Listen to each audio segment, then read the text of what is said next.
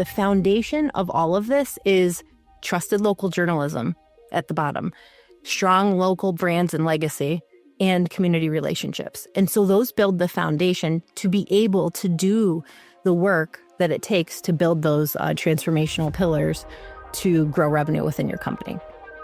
Welcome to Keep It Local, a podcast of the Local Media Association. The Local Media Association is intensely focused on helping local media companies discover new and sustainable business models. Welcome to Keep It Local. My name is Ryan Welton with Local Media Association, and today I am delighted to be joined by the co-CEO of LMF, Liz White Notarangelo. Good morning. Morning. Thanks for having me, Ryan. You are very welcome. We're delighted to have you. And we have started in our short time on Keep It Local a tradition of getting right into it and not dwelling too much on origin stories. However, in this case, I think it's pertinent. You've come from a newsroom to being the leader of this organization. If you would, tell us about yourself and your journey to becoming co-CEO of LMF. Sure. Well, I grew up in this industry. I was the fifth generation of our family-owned local media company in Connecticut. It was 158 years old, and we had a daily newspaper, 8 weeklies, and a digital agency. And when I was a teenager, actually, I started going to newspaper conferences with my dad. And even before that, I would come visit our company and when my grandparents worked there. So I was, basically since I was born, I was in the mix of our family business. And then as a teenager, I worked in all departments in our company. And I was really excited when I went to conferences and met all the people within our company, how open everyone in our industry was to sharing ideas and helping each other succeed. So I chose to go to business school so I could bring back what I learned to become the next generation leader of our family business. And after graduating, I was able to go work at another newspaper that was owned by Media News Group at the time for 2 years. And that was the Connecticut Post. And I did a management training program there. So I was able to spend all this time working in each department over that 2-year period. So I was a reporter and a columnist, a sales rep, a customer service rep in circulation. I even had my own press uniform, which was fun. And it was a great way to learn more about the business and the industry before I came back for a year to help launch our digital strategy within our company. We had brainstorming sessions and built cross-departmental team to really dig in. That was 2004. So, that was right when digital was becoming really important. And then I was able to go back to business school and then come back to our company full time. So I got an MBA and came back to our company. So then in my 30s, so I spent a lot of time in my 20s asking why do we do it that way? Because I wanted to learn. And a lot of the answers were because it's the way it's always been done. And we really worked hard on transforming and evolving our company. And when I was in my 30s, then I discovered LMA. That was a really pivotal time for my company and my career. And so I felt really lucky to find LMA and be surrounded by innovative, enthusiastic people, and then spent the next decade really digging in with LMA and learning new business models, new ideas. I did all kinds of different LMA programs and innovation missions, conferences, and connections with other LMA members.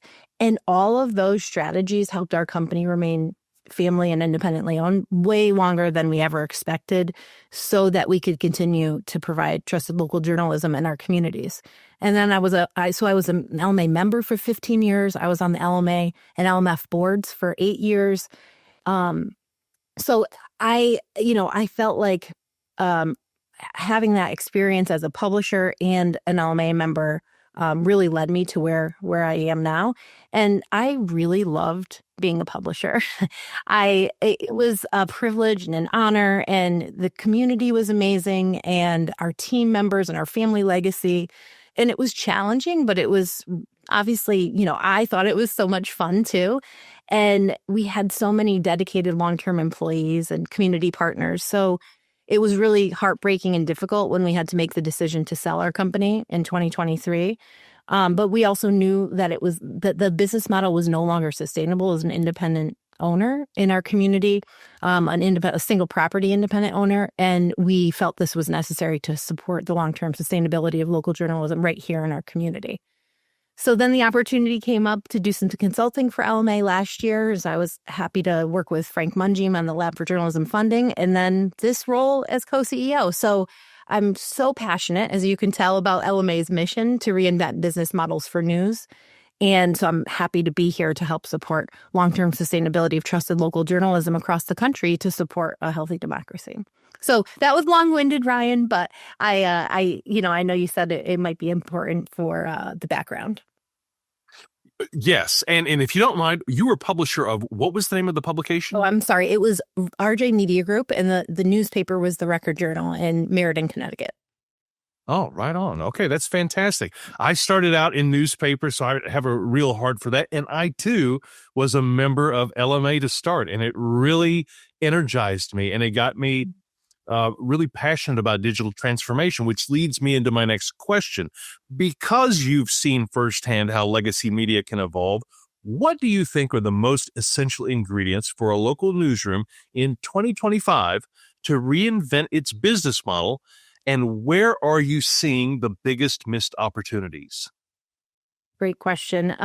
So most essential ingredients, I see there's probably a lot that we could talk about, but the two foundational ones that I think are important to mention today is one is a culture of continuous change. And it probably seems more obvious now, but in 2004, or, when I came back to my company, we all knew that the world was evolving and changing faster now more than ever, and now even more than ever, right? And not to sound cliche, but the only constant really is change. And so anytime we would be talking in strategic presentations with people across the company, we really focused on a culture of continuous change, because newspapers, as we know, weren't used to changing. So it took a lot of reminders to change that mindset over the years. And some people self-selected out, which is okay. But the people that stayed and the new people that came on board really were committed to that mindset of change, to embrace change, not to shy away from it. So that's number one. Number two, I think another essential ingredient, and there's different variations and versions of this, but what we called it at our company was a motto, or a mantra, which was succeed or fail fast. And we actually had it painted on a pillar in the middle of our open office space because we felt that was so important. And what that meant to us was, don't be afraid to take risks and try new things and experiment. And then when you succeed, first just pause and celebrate. Celebrating is really important. And anything that gets celebrated often gets repeated, right? And then also fail fast. If things don't work, fail fast, fail forward, and then be willing to tweak and try again or move on to the next idea. So that was important. And then you also mentioned missed opportunities. And I think I wasn't as good at this earlier in my career, but now I really think that listening is a missed opportunity. Listening to people in our community, and we talk a lot about this in the LMA Lab for Journalism funding, that the importance of community listening for building a foundation for trust within your community and understanding what the community thinks are the issues that need to be addressed and where the gaps in coverage are, not for us to determine that. So I think that's not something that we've all always been good at. And if we do that and we build that ongoing infrastructure of listening, listening conversations, focus groups, community advisory board, attending and hosting events, building those long-term partnerships, then we're really going to hear what the community is asking for of us. And we have dozens of examples of success stories in the Lab for Journalism funding that illustrate the impact that you can drive when you do that type of community listening. Yeah, I think that's a really great point, because we get so excited about digital transformation and the next technology that's out there. AI is a great example of this, that we want to go without or at the sacrifice of taking the time to really listen to our audiences. So I think that's a really great point. You've got me thinking about all the different types of business innovations that I see happening in my role with LMA, things like digital subscriptions, philanthropic funding, and branded content. How can these things coexist with maintaining journalistic integrity and maintaining the public trust? How do they coexist? Yeah, so I don't think it's just how can they. I think it's essential that they have to coexist and they work hand in hand. And the foundation of any media organization, I hope we all know this and believe it. I'm just, preaching to the choir here, but that it's rooted in journalistic integrity, editorial independence, and transparency, which is how we earn that trust from the public. And we should not assume we have that trust. And that actually goes back to the community listening. You'll often hear that you may not already have that trust, and that's important to, build it and also maintain that credibility. And then only once you have that foundation of trust and really build it and make sure that the community is telling you've earned it, that's when the business innovation, deep relationships with subscribers and advertisers, and then community partnerships can also follow to help build that long-term sustainability. There's a slide that I've shared with you, Ryan, that we used to use, and it was a strategic transformation slide. It was called the 5 pillars of strategic revenue transformation. And the 5 pillars were the focus of how we were growing our revenue. And some of the topics that you mentioned, like philanthropic funding and digital subscriptions, digital agency, things like that are on there. But you'll see in the slide that the foundation of all of this is trusted local journalism at the bottom, strong local brands and legacy, and community relationships. And so those build the foundation to be able to do the work that it takes to build those transformational pillars to grow revenue within your company. And trust is trust. It's about the relationship with the audience. It really doesn't have anything to do specifically with any one of those particular transformation techniques. You just have to really keep your eye on the ball with regard to audience trust. Yep. You've worked on both the business side as a publisher and as a part of a family-owned newspaper, if you will. And this is a question that requires a little vulnerability. But what's one hard lesson you've learned about adapting to digital? And what advice would you give to leaders of a small or mid-sized newsroom who are struggling to keep up? Yeah. So this is a great question. And I think, and I'm okay with being vulnerable. That's how I think we grow and learn the most.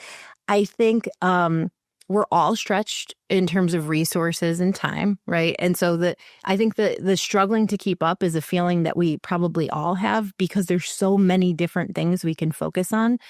And the hard lesson that I've learned, I probably learned a lot of them, but when it comes to adapting, not just to digital, but to anything, right? To the change, the pace of change and evolving in general it goes back to what I was talking about before about the succeed or fail fast is when should you fail fast and fail forward? It's sometimes when you work really hard on this really cool idea with a lot of people in your company and you're so excited about it, everybody's excited and maybe you've set some goals and metrics, but then you realize it's not measuring up to what you thought it would be. It's when do you say, okay, it's time to either throw in the towel, fail fast, fail forward, or try it a different way. And I think sometimes we don't do that fast enough. And then the other related to this, it's not my term. It's something that I've heard many times in table stakes and all kinds of different programs is the stop doing list. How do we build a stop doing list? Because we want to do everything. We want to try everything. And I think it can go back to picking your strategic growth pillars and focusing on those. So when things that are new that come up, is it related to the pillars you've set as your priorities? And if it's not related to those pillars, maybe you need to be asking yourself the question, is it important enough to continue doing? Or should it be incorporated into the pillars somehow? Or should we just say no or stop doing it, right? Those two things are related. So I think it's hard to really say, okay, it's time to stop doing this, or because it hasn't worked or because it doesn't align with our strategy. I think we're coming full circle here because when I think about digital transformative technologies such as AI, the stop doing this list is something that AI is really probably going to be fruitful in attacking. Those things that are eating up a lot of time, but not necessarily really at the heart of our journalism. And I know that AI is going to be a hot topic at this summer's LMA Fest. LMA Fest, folks, is coming up in Chicago, August 18th through the 21st. It's going to be my first time attending LMA Fest proper, and I'm looking forward to that greatly. Liz, tell us what LMA Fest is, who it's for, and what people can expect. Yes. So thanks, Ryan. The LMA Fest is going to be so much fun as usual. If you haven't been before, everyone's welcome. So everyone in the industry is welcome to attend. If it helps, think about who from your company might be best to have come. There's something for everyone, I would say, but there's a very specific executive track and a sales track. And a lot of that is digital sales growth areas. So we will cover topics like AI, like you mentioned, Ryan, of course, that there's all different kinds of ways to use AI now, and we're going to explore lots of those strategies. Revenue growth ideas, branded content, philanthropy, collaboration. We'll also hear from Google about cutting edge consumer insights data. And then we're trying some different engaging formats too, like table talks and in different ways to get people from the audience more involved in the sessions. And as an attendee and a member of LMA, I've attended LMA Fest for years, and the energy is always amazing. And I'm always so excited to be around so many innovative, enthusiastic people. So we're really excited about it. The event is on Tuesday, August 19th and Wednesday, August 20th. Oh, it's the 19th and 20th. Okay, I've got on my calendar the 18th or the 21st. I'm planning in travel, but no, there's some board meetings. There's some collaborative meetings on either end as well. Well, and Chicago is beautiful in the summer. I mean, it's going to be, if you're from someplace like Arizona or Oklahoma where I am, Chicago is going to be a great place to be in the middle of August for sure. Yeah, exactly. Well, Liz, is there anything that I haven't asked you as part of this? When I think of LMA, I think of all the different programs and all the things. I think, as somebody who is a member of LMA, I was part of the digital club. I don't think I realized the breadth and scope of everything that LMA does. Have I missed anything? Was there anything else you wanted to add? Oh, I'm sure there's lots more things we could talk about, Ryan, with LMA, but I think the point that you made about the breadth as well as the depth is that LMA offers to the industry is really important, and that includes things like conferences where there's attendees that are welcome from all across the industry, as well as collaboratives and cohorts where we really people apply and they get accepted, and then we're digging in deep with them throughout a 6 or 12-month period to really help them transform their organization and actually dive into those strategic pillars that we talked about. So, I'm not covering all of them when I say the list here, but the Lab for Journalism Funding and the FIMS Lab, which is the Family and Independent Media Sustainability Lab, the Bloom Lab. We have all kinds of, now we're launching Latito Beat as well, and we modeled after Word in Black. So these are just some of the examples of various things that LMA offers that we're so excited about to be able to work with different people all across the industry. It is a lot, folks. If you're not familiar with it, localmedia.org is where you want to go. Liz White Notarangelo, co-CEO of LMA LMF, thank you so much for joining us today. I greatly appreciate it. We'll get this cut out and get it out there to the people. If this is your first time listening to this podcast, do me a favor, leave us a review so other people can find us more easily. And again, thank you for your time, Liz, and thank all of you for listening to Keep It Local. This has been Keep It Local, a podcast of the Local Media Association. If you got value out of today's podcast, why not give it a review wherever you heard it and share it with a fellow journalist or an entire newsroom. Until next time, for Keep It Local, this is Ryan with the Local Media Association.